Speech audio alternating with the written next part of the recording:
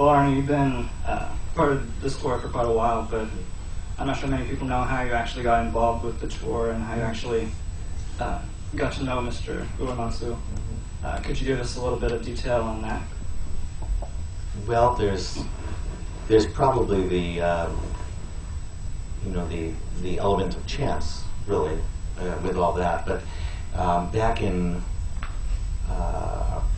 2004, when they Square Enix was actually planning a concert, their very first concert in the United States in Los Angeles, and I read about the concert. I was very interested in, and with the orchestra here at Chicagoland Pops, part of my job description as music director was looking for programming and putting together programming for the orchestra, some of which would involve, as the name implies, pop singers or artists, or in many cases multimedia productions. Like, for instance, we were the first people in Chicago to do the complete Wizard of Oz with orchestra. So the entire film with orchestra. So we were looking at things and reading about this concert, and it just turned out, just chance or coincidence, that an acquaintance friend of mine, a production colleague of mine, was the person that was working with Uematsu-san and Square Enix on putting together the concert in Los Angeles. What's very interesting is that nobody in the United States believed, when I say nobody, none of the concert presenters or orchestras in the United States, even after that concert in Los Angeles, believed that Final Fantasy could be an actual concert event.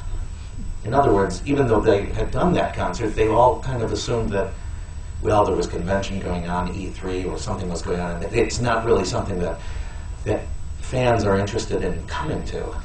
And so no orchestras in the entire United States, even after this, were coming forth with offers to do this, and it was shocking to me. So I raised my hand and I said, I'll do it. And that's when I met Nobuo-san, was when we did it in Chicago. Following the Los Angeles performance, we did Chicagoland Pops, I think, February or sometime. Yeah. It was cold. It was cold. But that was the first one. That was Dear Friends, the first tour.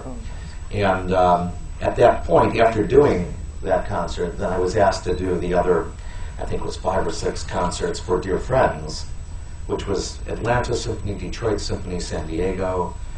I forget all of them, but we did something like 6 or something that year, and then that was it. The year after that, I was asked to do the Voices concert. Well, actually, More Friends came in between that, the More Friends concert in Los Angeles, where the Black Mages actually came in and played with us.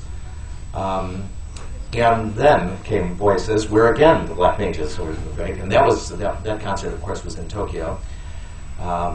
So yes, I produced some records for Square Enix, and I've also performed with Nobuo Uematsu and the Black Mages, and Nobu separately. And I'm very happy to tell you that you may know this, you guys being the core fans, I'm sure, but he's going to be performing live this Saturday. Yeah, he's going to play the Advent One-Winged Angel. Yeah, all right. So we have that, and we created a group here called the Chicago Mages. But essentially what it is we picked the top pop or rock musicians to put together a band with Nobuo Uematsu for One-Winged Angel to be able to play that version of it. So this will be the first time that that's happening anywhere since, I guess, More Friends was the only time in the United States, and then Voices in Japan. So this is it here.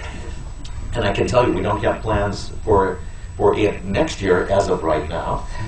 We'll see, but we're very excited to do that, of course, with full choir and orchestra, and we continue to try to push this along. The idea of a worldwide tour with Distant Worlds was that one of the objects that Square Enix came to us asking about this was, can we really get the music not just in a couple of markets in the United States, but around the world?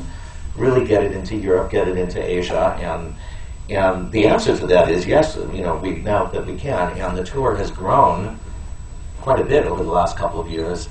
I can tell you that we've just confirmed, you may have heard, or we're about to confirm that, and send out email blasts for everyone, but we've confirmed, of course you know that we're doing this Saturday in Chicago here, we're doing Seoul, Korea in February, and Soo-Young Lee actually is going to be singing with us there, who was on one of the releases of Final Fantasy in Korea. So we're very excited that she's joining us as a guest artist. We're going to be doing, we've just confirmed the Royal Stockholm Philharmonic again for our second performance there, June 12th. Just released that. And those tickets are, that hall, it's only been released for 5 days. That hall is half sold out already. It's amazing, absolutely amazing. But, the concert's in June. And then we're talking to Boston Pops. We have just confirmed the National Symphony, July 30th at Wolf Trap, outside of Washington, D.C. We've confirmed the San Francisco Symphony wants us back. We were just there last year. And so we'll be there July 15th and 16th for 2 nights, 2 different programs we're putting together back-to-back there. Then we just confirmed the San Diego Symphony, July 22nd. So we'll go right to that. And I'm about to tell everyone Saturday night, and you're getting the scoop here, that we just confirmed the Chicago Symphony, August 1st, so it's a long ways away, at Ravinia, at the Ravinia Festival, August 1st, Chicago Symphony. So yes, we'll be there too. So that's confirmed now too. We're just not advertising that right now because we have a concert to do in Chicago first. So we're excited about it, and we have a huge crowd coming on Saturday night, and we appreciate being able to be here with you guys this year. And so we've made a very special discount available for you, for everyone here in this room. SQEX is the code, right? Square Enix. SQEX. 50% on all remaining tickets. If you haven't gotten your tickets yet, well, it's limited seating. It's what's available there at this point. And it's going to be very close to a full sellout, and the Rosemount's 4,000 seats, so we're very close to that now. But we want anyone that hasn't gotten a ticket to be there. So that's why we're making that available. So there you go. We're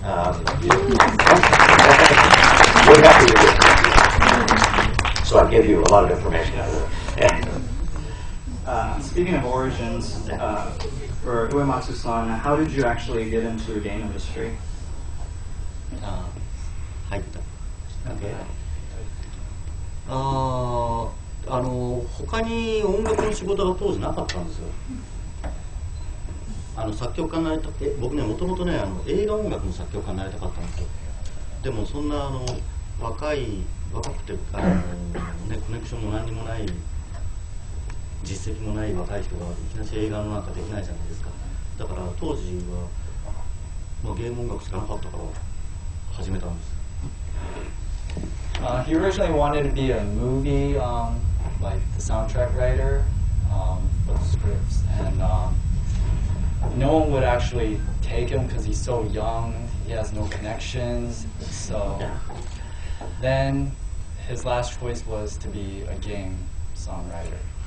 当時はゲームの音楽、プロフェッショナルの作曲家がゲームの音楽をやるなんてことはなかったんですよ。要するに誰もゲームの音楽に注目してないから、だからそんな僕らみたいな若い人間にもやるチャンスがあったんですよね、当時は。Since no one was interested in the game music writing industry, there was a chance for him to write music as a young person. 25 years ago. At least.